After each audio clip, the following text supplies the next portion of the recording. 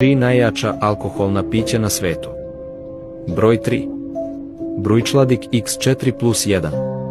Poreklom sa ostrva Islay u Škotskoj, Brujčladik X4+1 nije običan škotski viski.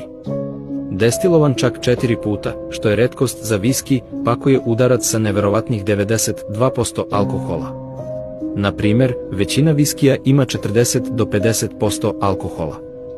Njegova proizvodnja je ograničena i svaki gutljaj vas čini znatno pijanijim. Broj 2. Everclear. Proizveden u Sjedinjenim Američkim Državama, Everclear je poznat po svojoj snazi. Postoje dve glavne verzije ovog pića. Jedna ima 95% alkohola, dok je druga verzija blaža sa 75%. Njegova neutralnost ga čini popularnim sastojkom za pravljenje koktela kod kuće. Pre nego što otkrijemo broj 1, ne zaboravite da se pretplatite i lajkujete video. Broj 1. Spiritus Rectificovani.